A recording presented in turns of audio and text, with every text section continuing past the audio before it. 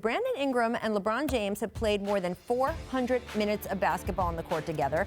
That's a decent sample size, and the numbers suggest Ingram might be more effective when he's not playing with LeBron. Brian, take a look at these numbers here. I would almost argue that this is the most important thing for the Lakers this season. And I'm not so much focused on the points because LeBron's a top 5 scorer of all time. Look at the field goal percentage and then look at that net efficiency, which is basically what happens on the scoreboard. When LeBron and Ingram play together, they're basically a 500 team. When LeBron is not in the game and Ingram is, Ingram and the Lakers flourish. So that's a little bit smaller of a sample size because obviously they play together a lot.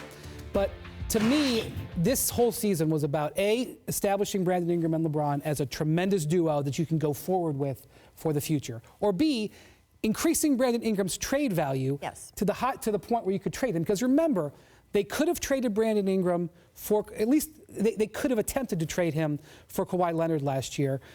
When they passed on Paul George, it was more about the draft pick that became Lonzo Ball. But had they made Ingram available in that deal, maybe they could have gotten that done. They have elected to hold on to Ingram instead of trading for bona fide all-stars because they are so sure about how Ingram is going to play. The reality is, and you can see it in these clips, Brandon Ingram is at his best and has been at his best when he's got the ball, doing exactly that, creating and going to the basket. When you play with LeBron, you do a lot of standing and waiting. And as you saw those stats, Ingram doesn't seem to be shooting the ball very well. I think we sort of are picking Brandon Ingram at times as a scapegoat for the entire system, in the sense that this is the first time LeBron has really been surrounded by young playmakers like Ball, Hart, Kuzma, Ingram, and it's hard to adjust to that, especially when they're not shooters, they're more rhythm scorers. Now, what I noticed with Brandon Ingram is the fact that he's not a spot-up shooter, he's not a creator, but he truly, in essence, is just a mismatch. And with mismatches, you have to refer to them as often as possible to get that trade value up. So the best team that does this is with Kevin Durant. When he's hot, it's his night.